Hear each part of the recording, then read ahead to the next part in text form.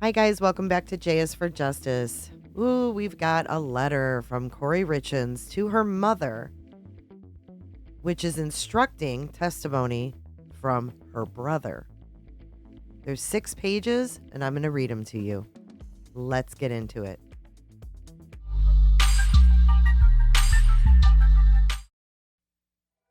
Kouri Richins is a Utah mom accused of killing her husband with a fentanyl-laced Moscow mule.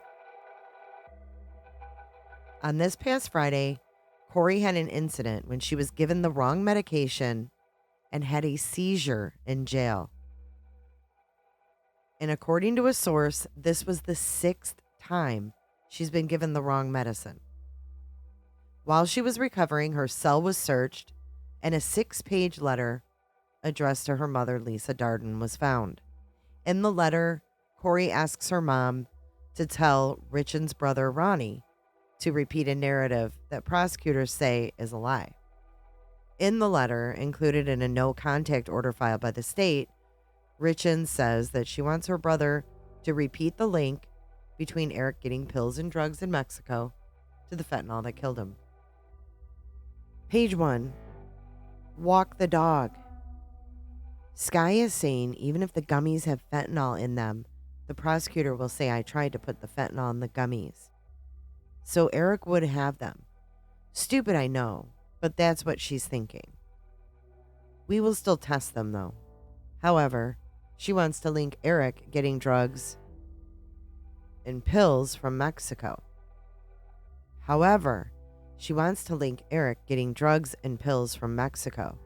So we need some kind of connection. Her private investigator is doing some research on the ranch/cartel place Eric would stay at. Here's what I'm thinking. But you have to talk to Ronnie. He would probably have to testify to this, but it's super short. Not a lot to it. He will need to tell Sky at the meeting next week. Upon information and belief, just like they say. A year prior to Eric's death, Ronnie was over watching football one Sunday, and Eric and Ronnie were chatting about Eric's Mexico trips. Eric told Ronnie he gets pain pills and fentanyl from Mexico from the workers at the ranch. Not to tell me, because I would get mad, because I always said he gets high every night and won't help take care of the kids. There are pictures in my phone of Eric passed out on the floor or in the chair. Ronnie should have texts from Eric talking about getting high as well. Eric told Ronnie he keeps them in an allergy pill bottle in his work truck so I wouldn't find them. Ronnie never told me about the conversation. Eric finally told me and asked if Carmen could get him some. Here's a random fun fact. So I'm assuming that Carmen is CR in all of the court filings. Eric never wanted anyone to know he had an issue, especially get caught. He always wanted Kouri to go down for him. When they traveled, Eric would put his drugs in Kouri's bag at the 2 lines right before they boarded. That way, if they were caught, Kouri got in trouble, not him. Once they got to wherever they were going, Eric would pull the drugs out of her bag, and it would cause a huge fight. She was pissed he would risk her going to jail for his drug use. He just would laugh about it. Eric couldn't ruin his image that he had drug issues, so he would do whatever he had to. Kouri has never done any type of pills, didn't like them. Rarely would she consume THC, and only if Eric begged her, because it was a special occasion. Reword this however he needs to make the point, to just include it all. The connection has to be made with Mexico and drugs. Ronnie will have the messages to prove Eric confided in him about getting high. It can be short and to the point, but it has to be done. Upon information and belief. LOL. They never found pain pills or fentanyl in my house because he hid it in an allergy bottle in work truck. And Cody emptied out work truck within a week, so they were never found. When you talk to Ronnie about this, meet up with him in person.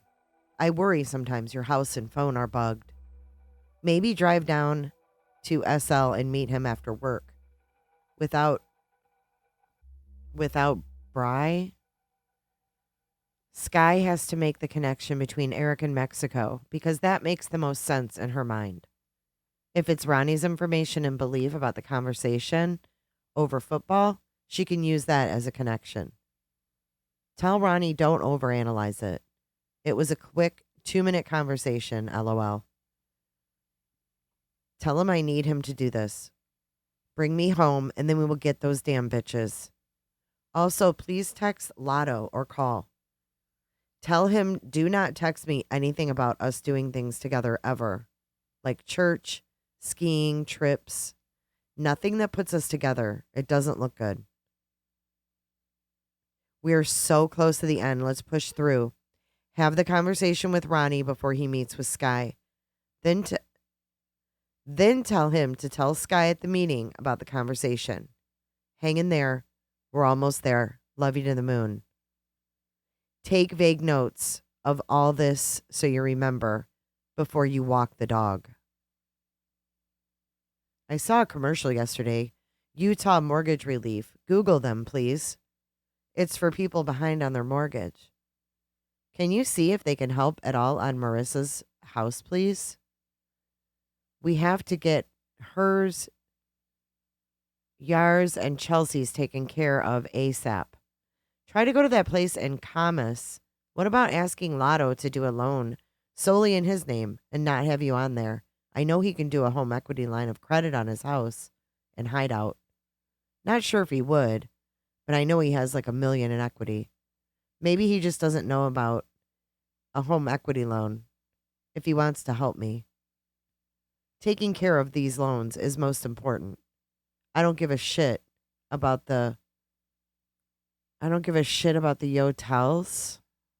Remember I told you one way to get at Katie is going through my phone and finding a picture of her girls, even with the boys. Print 15 copies and send them out anonymously to different media companies. Obviously, don't email the pictures so it's not traceable. She would be livid if it got out to the public. You would just have to do it sneakily and be careful. She would try and trace it back to you. If not, no worries. Sky is having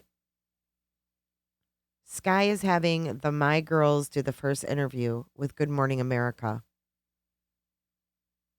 Please tell Chelsea to bring up that he hasn't been to church in the 13 years she has known him. And Eric would brag to her about how much he drank and did pills in high school. Tell Kelsey to say Eric always wanted Kouri to go down for him. For example, he would put drugs in her suitcase when we would travel together. So if anyone got caught, it was Kouri. He would put it in her bag right before they left the house, so Kouri didn't know. Then when we would land wherever, Eric would take them out of her bag and Kouri would be pissed. And they would argue about it. And tell Kelsey to say Eric didn't care and would just laugh about it and say, well, I can't get in trouble, as if it was okay that I got in trouble. Have Selma talk about Eric in Spain not being able to drink, so he was looking for drugs the entire time.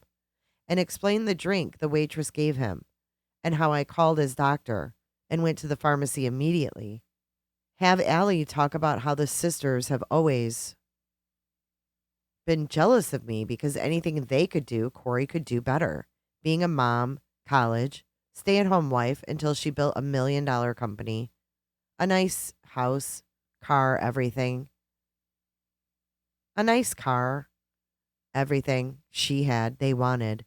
This comes down to jealousy, money, and Eric's partying that they don't want to acknowledge, and sadly, an accidental overdose. Lastly, don't forget to work on the gun receipts. We want to file charges and let the prosecutor not do anything about it to use in our defense. Will you buy a box of Crest White strips, open them up, put it in an envelope, and have Sky give them to me? You can tell her what's in the envelope. I'm sure she won't care. I'll make sure they can't be found in my cell. My teeth are yellow from so much coffee and tea all day. I love you. I love you. I love you. Hang in there. We're getting there. Slowly. You're the best mom in the whole world. I'm so lucky to have you. So there you have it. There's all 6 pages of the letter that Kouri Richins wrote to her mother to, I don't know, refresh her brother's memory on what went down. Do you guys believe any of this? Do you think that Eric took pills and she's using that as a way to maybe get away with murder? Let me know what you think in the comment section. This lady is definitely a piece of work. See you guys in the next video. Be sure to check out my other videos and playlists for more true crime content. And if that's not enough, you can join our Patreon. Don't have a tinfoil hat? It's okay. We'll make you one. It's that easy. See you guys in the next video. See you later. Bye.